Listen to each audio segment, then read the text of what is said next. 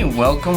If you're new to the channel, my name's Elliott and you're watching Rickety Ski Reviews. Today, we're gonna be answering your questions and comments and just going item by item, try to help as many of you guys as I can.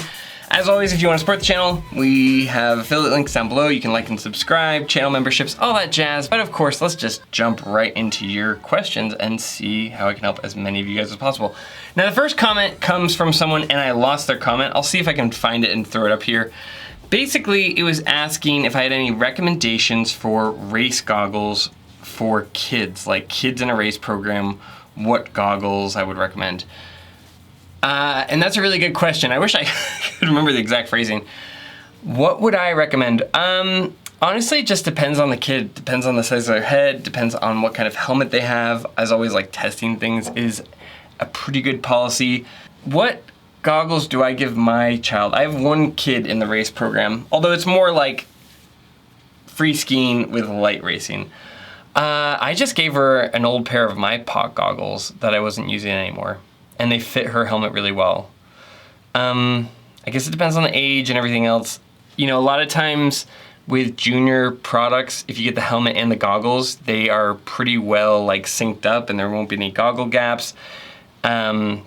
Yeah, it just depends on the kid. Like if you need an insert, if they need glasses, you know, you get an insert for that. I've found that you can't really do that for kids goggles. I mostly have only seen the inserts for adult goggles. But yeah, I mean, I've had pretty good luck with my kids with some of the POC goggles. You can sometimes find pretty good deals on used kids gear. Now, don't buy a used helmet, but used goggles, sometimes they're in perfectly good condition. It's somebody who took their kids on vacation, the kids hated skiing, and then they have all this gear that they're trying to unload. So yeah, I would take a look at that. But as far as kids goggles, I found, you know, if you have a UVEX helmet, putting UVEX goggles on there tends to work pretty well. POC helmet, POC goggles tends to work pretty well. You know, you gotta teach your kid how to like take care of them, really. Sometimes people will be like, oh, well, my kid's goggles got destroyed. Some of that is just how kids take care of them.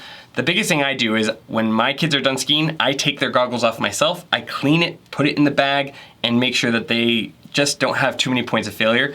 Because what I see happen a lot with my own kids and other kids back when I was a ski coach, kids take their goggles off, they throw it in their big bag, and usually those kids' ski bags have the boots inside as well, and the goggles just get absolutely demolished. So that would be my biggest thing, is just like get them a decent pair of goggles because you want them to have good visibility, you want them to enjoy skiing, you don't want to have something that fogs up and then they're in the lodge all day.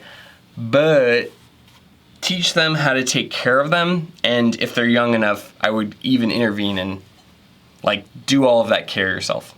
Great question, I hope that helped. All right, next comment comes from Logan Lopez 7. Says, hey Elliott, love your videos. I'm wondering if you can help me with a question. My wife tore her ACL in 2024 and she's going to be skiing next season for the first time since.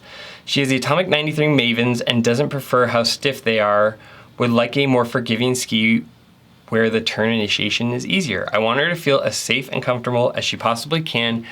Do you have any ski recommendations for good forgiving all mountain skis for Colorado? She is around 5'4" and petite in stature, so I'm thinking a softer ski might be better for her. She liked the Rossignol Sassy 790 rentals from REI she used the first 3 years before we bought her the Mavens. Looking at maybe Rossignol Rallybird Free, Women's Sender, thanks. I'm not super familiar with those Rallybirds, right? I'm a little bit familiar with the Sender Frees. What would I pick for a soft, forgiving ski? I actually had someone personally ask me about this kind of recently. I recommended the Black Crows Octo Birdie to them, depending on what size you need, right? Octo and Octo Birdie, I believe, are the same. But I feel like if you're somebody who's looking for a fairly soft ski, the Octo kind of checks that mark. And two, if your wife has been injured, sometimes I think those short radius skis are good for that because you can have fun, make sharp turns without having to go really fast and risk further injury. Now, your mileage may vary. You'll probably understand your wife's needs a little bit better than I do. That is not a great like powder ski, so like what's her focus? Is she more focused on carving or is she more focused on off-trail skiing, right? Moguls, whatever. But for me, if I was recommending a ski to my wife and she had torn her ACL, I think the Black Crows Octo Birdie would probably be my first choice. It's easy to initiate. You can make short radius turns and have a ton of fun. And I feel like it does really well with everything in between. It's got easy turn initiation. Beyond that, you could also check out the Headcore 87. I feel like it's really lightweight and pretty forgiving. You could have her try some Fisher Rangers, but just off the cusp, my big recommendation would probably be the Black Crows Octo Birdie. If you're looking for like a powder ski, you know, you could look at the Atomic Bench. I know she doesn't like the Maven, so I don't know. There's a little bit of carryover there, but if like you're looking for a powder ski or a light powder ski, you could have her try the Volkl Blaze 104. But just shooting from the hip from somebody who may have an injury and wants to enjoy some carving, I'd probably go Black Crows Octo Birdie. Hope that helped.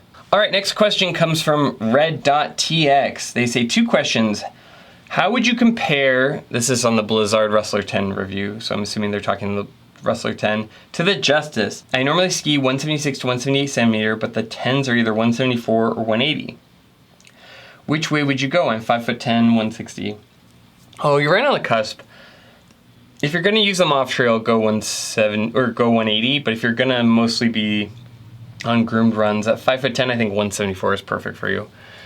How does the Justis compare to the Rustler 10? Man, I review those skis quite far apart, but that's a great question because they're both pretty diverse.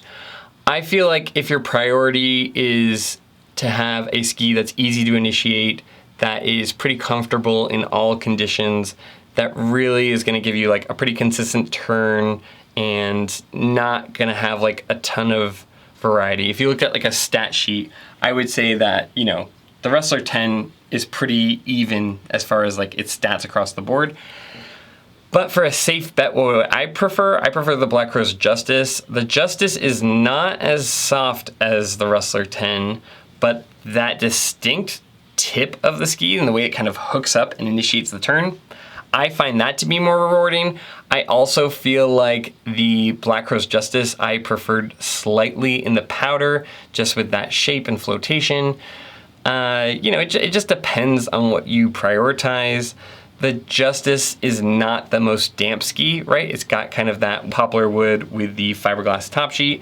So if you're looking for a damp ski or something that's a little bit more kind of well-rounded, sure, you could go with the Rustler 10. But honestly, for me, I prefer the Black Crows Justis just because it feels a little bit more distinct, right? There's nothing that really sticks out to me about the Rustler 10. It just does everything pretty good and it makes a smooth carved turn.